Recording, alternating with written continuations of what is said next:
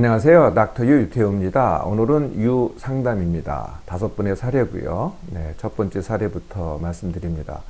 헤르페스 E형 걸린 사람은 어떻게 살아야 하는지를 묻는 35세 여자입니다. 한 달 전에 헤르페스 E형 진단을 받고 치료를 받았다고 하네요. 전 남친에게 옮긴 것이라고 알고 있고요. 그래서 앞으로 남자를 만나서 결혼을 할 수 있을까? 평생 콘돔을 쓰고 성생활을 해야 하나? 해외여행을 가면 재발하지 않나? 이렇게 이제 고민이 많으시네요. 한 달 동안 아마 고통을 많이 받았을 것 같아요. 항상 이 첫 번째가 힘든 거거든요. 이 헤르페스는요, 이제 둘로 나뉘죠. 네, 그래서 이제 구강, 그러니까 입주에 있는 단순 포진이다 그러죠. 네, 여기에 이제 이렇게 물집이 생기는 거. 이게 이제 아래쪽 성기 근처에 생기는 거를 이제 성기 헤르페스 이렇게 얘기를 합니다. 근데 다 바이러스는 이제 1형과 2형이 있는데 사실은 뭐 바이러스가 이렇게 두 개가 있다는 것 뿐이지 어디나 다 똑같습니다. 그러니까 여기 그 구강에서도 1형과 2형이 있을 수 있고 또 성기에서도 1형과 2형이 있을 수가 있는 거죠. 근데 하여튼 이 헤르페스 바이러스는요, 뭐 거의 감기만큼 흔하지 않아도 굉장히 흔합니다. 그래서 한국인한테는 뭐 거의 한 20%에서 25% 정도는 앓거나 앓았거나 대부분 다 앓았거나죠. 네, 그래서 앓은 사람이 굉장히 많다는 겁니다. 그래도 이렇게 이게 큰 문제가 되지 않죠. 그 이유는요, 대부분은 증세가 없어요. 80%는 증세가 없거든요. 네, 그러니까 걸렸다고 모든 사람이 증세가 있는 게 아니고 거꾸로 모든 사람이 대부분이 증세가 없다는 겁니다. 아마 남자친구도 본인이 기억을 못한다든지 만약에 증세를 몰랐다면은 몰랐을 가능성이 크다는 거죠. 그리고 이제 전염을 시킨 거죠. 일단 증세가 생기면은요, 첫 번째 증세가 제일 큽니다. 네, 지금 우리 이 사례자분이 경험하듯이요, 첫 번째가 제일 크고요. 그 다음서부터는 이제 가면 갈수록 줄어듭니다. 1년이 지나면은 훨씬 더 많이 줄어들죠. 네, 그러니까 항상 이제 시작하고서 1년이 이제 고비라고 보시면 돼요. 재발 자체도 증세도 이제 줄어들지만은 재발 자체도 점점 안 하게 된다는 거죠. 감염은 또 어떻게 되느냐? 네, 남한테 감염을 주는 것도 한 1년 정도는 그래도 높다고 할 수 있지만 그게 지나면은요, 거의 다 없어집니다. 감염률조차도. 그렇다고 몸에 있는 바이러스가 없어지진 않지만은 남한테 감염시키는 건 거의 없어진다는 거죠. 그래서 이제 뭐 부부가 같이 산다고 해도 한 사람이 걸렸다고 해서 다른 사람 걸릴 가능성이요, 1년 동안 계속 뭐 성생활을 한다고 하더라도 7.5% 밖에 안 됩니다. 굉장히 낮은 감염률이죠. 또 임신을 해도요, 아기한테 감염시킬 가능성, 이건 더 낮습니다. 네, 산모가 이제 헤르페스가 있는데 임신을 했어요. 네, 그런데 아기한테, 신생아한테 감염시킬 가능성 거의 뭐 1%에서 3%에 불과합니다. 예, 그래서 이 문제는 만약 가능성이 있으면 의사가 알아서 할 거거든요. 그러니까 본인은 거의 뭐 고민하지 않으셔도 됩니다. 이렇게 재발을 한다든지 증세가 심하다든지 재발을 한다든지 감염을 시킨다든지를 결정하는 가장 큰 요인이 뭘까요? 네, 그게 저항력입니다. 네, 과거의 저항력은요, 다 몸의 문제였죠. 몸이 활약하든지 뭐 이런 문제였는데 요새는요, 몸의 문제가 별로 없어요. 전부 다 이게 마음의 문제입니다. 생각의 문제죠. 그러니까 생각을 어떻게 가져가느냐, 그리고 그 생각에 대해서 내가 감정이 어떤 반응을 하느냐에 따라서 이 저항력에 굉장히 큰 차이가 납니다. 그래서 이런 이제 헤르페스 때문에 문제다라고 하는 거를 문제시라 그래요. 네, 문제시를 한다든지 이게 남자친구 때문에 그랬어라고 원망을 한다든지, 그래서 앞으로 일어날 일에 대해서 이렇게 지금 우리 사례자가 하듯이 불안하다든지, 그래서 아이고 내 인생 망쳤다라고 좌절을 한다든지, 예, 그러면 저항력이 어떻게 되겠어요? 네, 더 떨어집니다. 네, 그러면 재발도 잘하고, 네, 감염도 잘 시키고 이렇게 되는 거죠. 또 아프면은 더 크게 아프고 이렇게 되는 겁니다. 자, 그 반대로 하면 어떻게 되겠어요? 그 반대는 비문제시, 그리고 과거하지 않기. 네, 여지가 있었던 일은 과거라는 거죠. 근데 그걸 기억하는 게 또 이게 문제시니까 그거 하지 않기, 그리고 당장 내가 원하는 것 하기.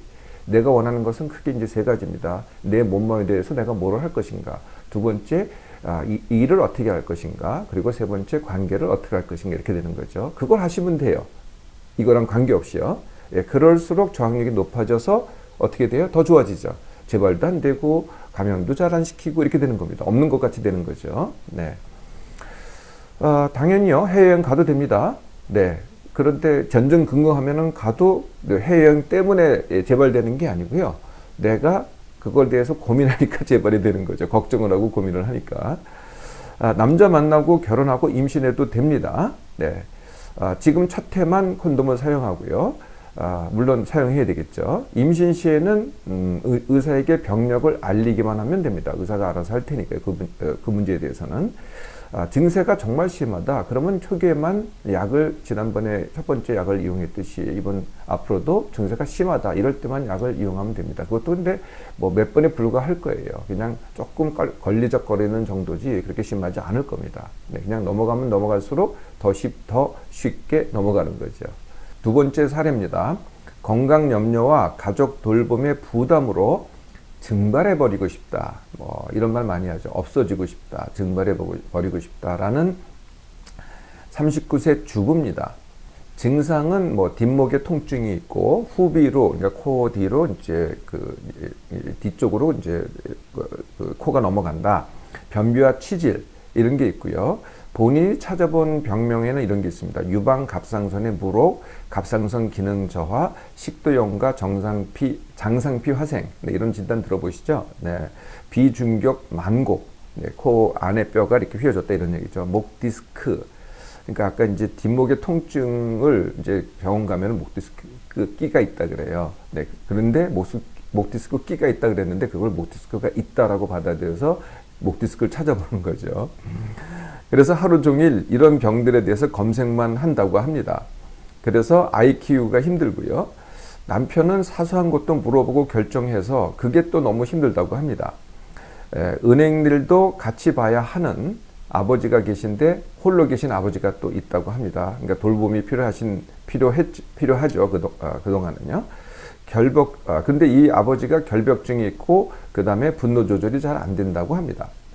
12세 조카를 심하게 때리는 또 언니가 있다고 하고요. 하도 그래서 형부가 나한테 우리 살이자한테 키워달라고 부탁을 했는데 그것을 거절했다고 합니다.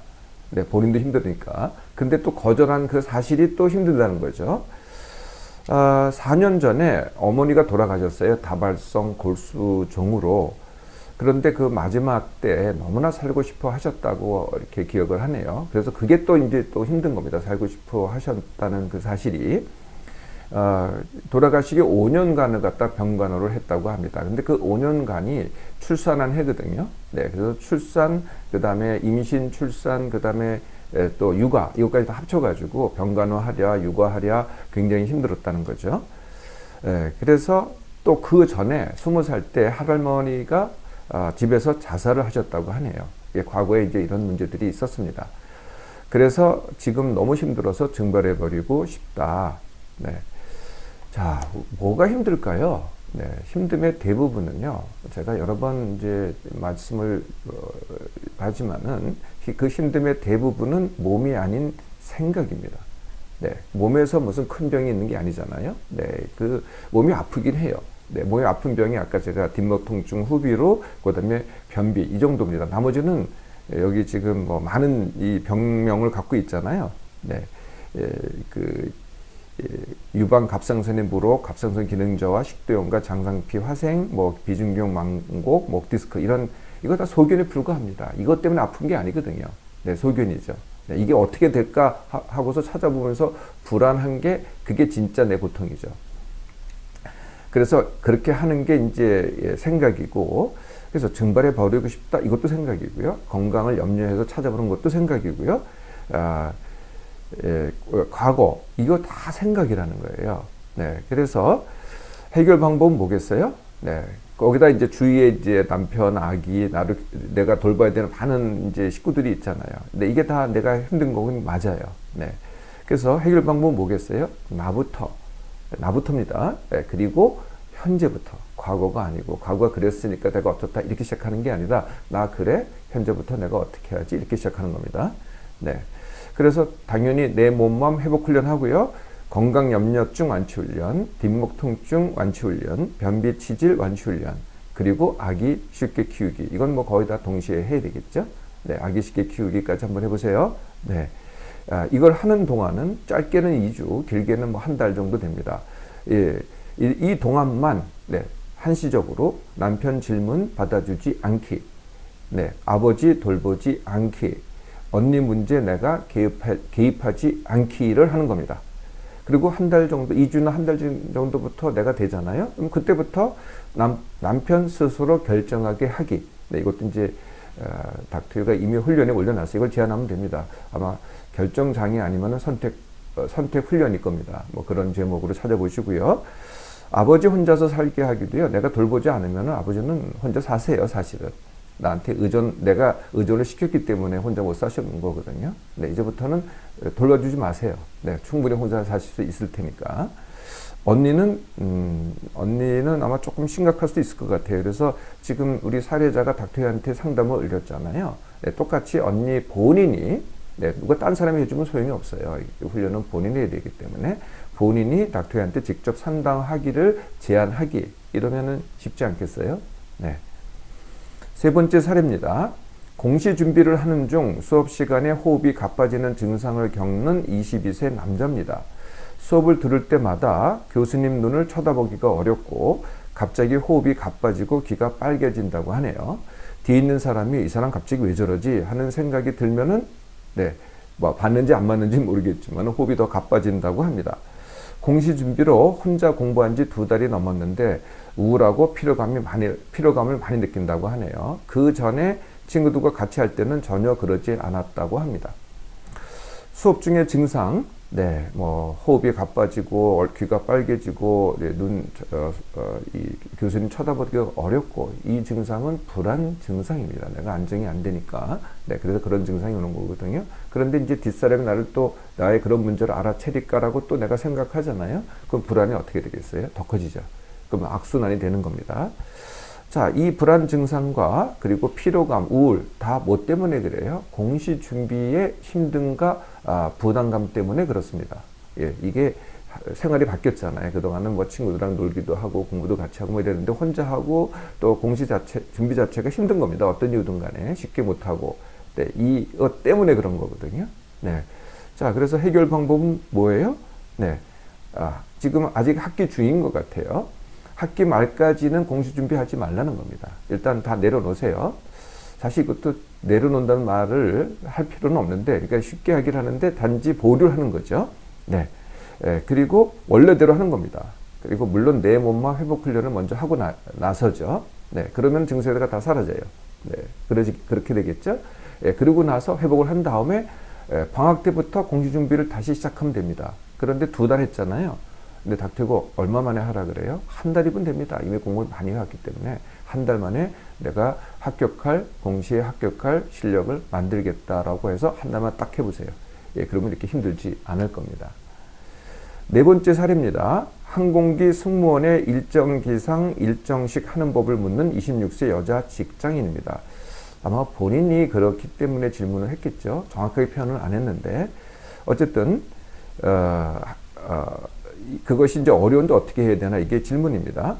제가 이미 사실은 강의에 올려놨습니다. 교대 근무 쉽게 하기거든요. 네, 거기에 여러 가지 경우가 있는데요. 그 중에 승무원 편이 있습니다. 네, 그래서 요점이 뭐냐면은 승무원 편 참고하면 되는데요. 요점이 뭐냐면은 이 비행기를 탈 때는 그 자체가 일탈로 보라는 거죠. 네, 그래서 그 자체는 이제 거기 다 설명을 해놨어요. 네, 그러니까 그게 아닐 때, 비행기 타지 않을 때는 다 일정식, 일정 기상을 하고요. 비행기를 탔을 때만 일탈이라는 걸 하는 겁니다. 네, 그거 사실 설명을 해놨으니까 그거 참조해서 훈련을 해보세요. 5번째 사례입니다. 감량이 위축성 위험에 해가 되지 않을까 묻는 46세 남자 자영업을 하시는 분입니다. 지난 8월 검진에서 위축성 위험 진단을 받았다고 하네요. 단식 식단 다이어트로 6kg 그동안에 감량을 했다고 합니다. 그리고 앞으로 6kg 감량을 더할 생각을 한다고 합니다. 그래서 이렇게 감량을 했는데 혹시 진단받은 위축성 위험에 감량이 영향을 미치지는 않는지, 네, 이게 질문입니다. 네, 위축성 위험은 소견에 불과하고요. 감량을 했던 안 했던 무슨 음식을 먹었던 아무 지장이 없습니다. 네, 그래서 그냥 뭐 이런 진단이 있기는 해요. 근데 개의치할, 뭐 문제치할 진단이 전혀 아닙니다. 소견에 불과하니까요. 그냥 잊어버리셔도 됩니다. 그냥 원하시는 감량하세요. 감량이 끝나시면은 다지기 하시는 것도 잊지 마시고요. 네. 네, 여러분들하고 또 즐거운 시간 가졌고요. 다음 시간에 다시 만나도록 하겠습니다.